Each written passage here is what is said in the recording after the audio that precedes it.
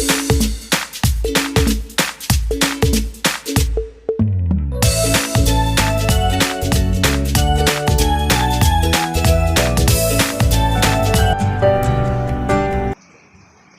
สบายดีเพื่อน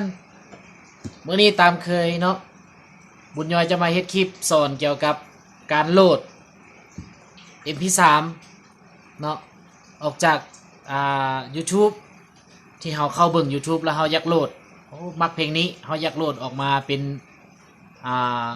MP3 มาเก็บไว้ในโทรศัพท์ของเราเนาะเราสามารถเฮ็ดได้ด้วยวิธีง่ายๆเนาะที่ว่าบนใดที่ว่าบ่มีอินเทอร์เน็ตเฮาบ่สามารถเบิ่ง YouTube ได้ฟังเพลงจาก YouTube ได้เนาะเฮาก็สามารถโหลดออกจาก YouTube เพื่อมาเก็บไว้ในเครื่องของเฮาเนาะเป็น MP3 สำหรับคลิปนี้จะสอนเป็น จะสอนวิธีโหลดเกี่ยวกับ MP3 ก่อนเนาะแล้วคลิปหน้าจะมาสอนวิธีโหลดเป็น MP4 เนาะในขั้นตอนสิมีอย่างใดนั้นเฮาไปติดตามพร้อมๆกันเลยไป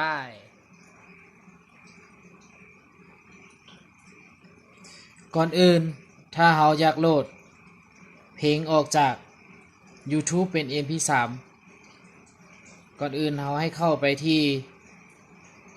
โปรแกรม YouTube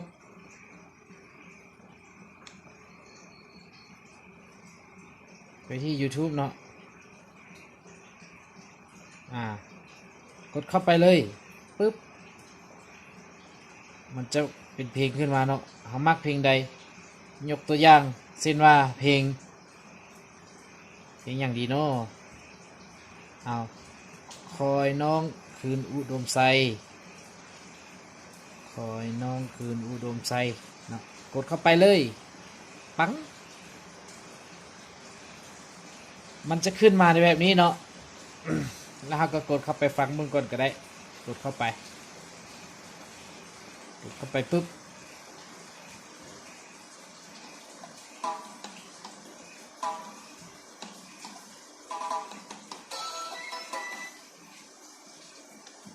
มันจะออกมาเป็น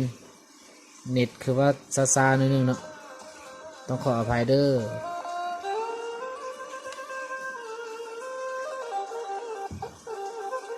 คอยน้องคืนอุดมไซเนาะยกตัวอย่างว่าคอยน้องคืนอุดมไซให้เราเข้าไปกดที่ปุ่มแชร์เลยปุ่มแชร์ปั๊บปึ๊บ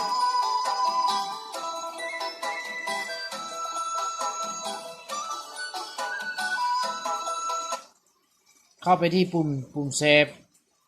ปึ๊บมันจะเขียนคำว่าแชร์คัดลอกลิงก์เนาะคัดลอกลิงก์เอาจิ้มเข้าไปเลยปึ๊บหลังจากจิ้มเข้าไปแล้วเขากดออกเลยเนาะกดออกจากโปรแกรม YouTube เลยกดออกเขาไปเข้าโปรแกรม Google Chrome เนาะกดเข้าไปเลยปึ้มหลังจากออกมาหน้านี้แล้วให้ทุกคนเข้าไปแล้วพิมพ์คำว่า YouTube เนาะ YouTube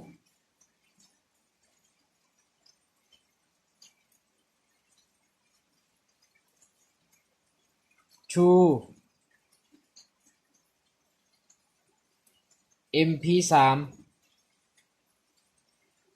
MP3 เนาะ YouTube 2 MP3 ตัวนี้หรือว่าเอาตัวนี้ก็ได้เนาะมันจะขึ้นมาตัวนี้เนาะเอากดเข้าไปเลยปึ้งหลังจากกดเข้าไปหน้านี้แล้วเนาะให้เพื่อนๆไปซอกบอลวางลิงก์ที่เราคัดลอกเมื่อกี้เพื่อจะดาวน์โหลดเนาะเลื่อนขึ้นไป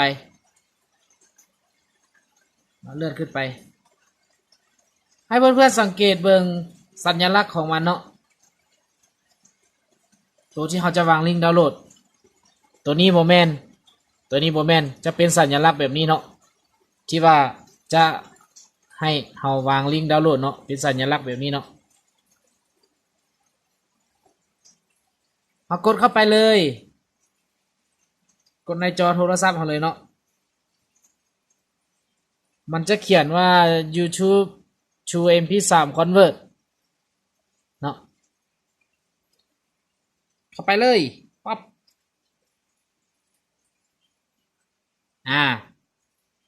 วันนี้เราเอามือของเรามาจิ้มที่ห้องนี้เนาะจิ้มที่หน้าจอแหละจิ้มค้างไว้ประมาณ2 วินาทีเนาะจิ้มมันจะขึ้นมาคำว่าวางเนาะให้เพื่อนๆกดคำว่าวางเลยกดปึ้งเนาะอันนี้จะเป็นลิงก์ที่ว่าเราคัดลอกออกจาก YouTube มาเมื่อกี้เนาะมันจะเป็นลิงก์แบบนี้เนาะต่อไปให้เพื่อนๆกดคำว่า convert เนาะกดเข้าไปเลยปึ้ง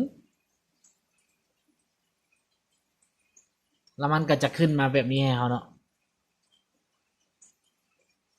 ขึ้นมาแบบนี้ถ้าขึ้นมาแบบนี้เอากดเข้าไปเลยดาวน์โหลดกดเลยปั๊บ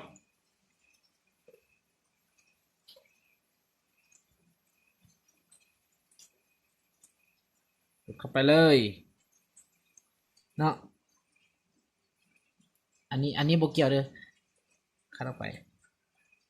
หลังจากว่ามันได้แล้วเราก็ออกเลย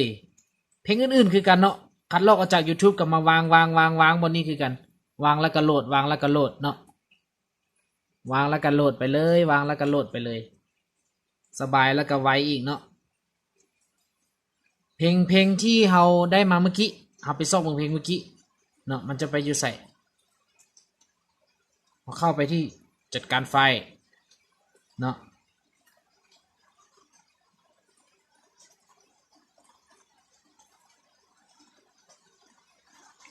จัดการไฟล์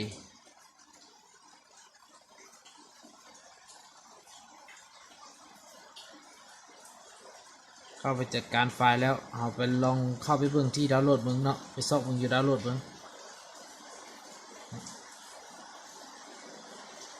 คอยน้องคืนอุดมไซอันนี้มันจะหลายๆนิดนึงแต่เพราะว่าเอาคัดลอกมาเนาะนี่มันจะอยู่นี่เนาะคอยน้องคืนอุดมไซกีดาวเพ็ญหนูห่วงอันนั้นเป็นชื่อที่ว่าเขาจะแท็กลงใน YouTube เนาะเอาเข้าไปกดฟังเบิ้งฟังเปิดเลย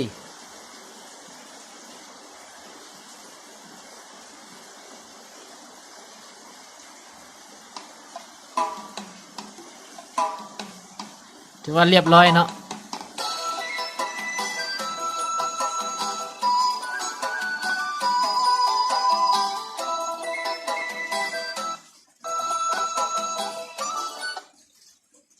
ถือว่าเรียบร้อยไปเนาะเอาถ้าเพื่อนๆมาคลิปนี้เนาะก็กดไลค์กดแชร์กดติดตามกดกระดิ่งให้เด้อเพื่อจะไปซอกเอาความรู้ใหม่ๆเนาะมาแบ่งปันให้กับเพื่อนๆทุกคนเอาสบายดี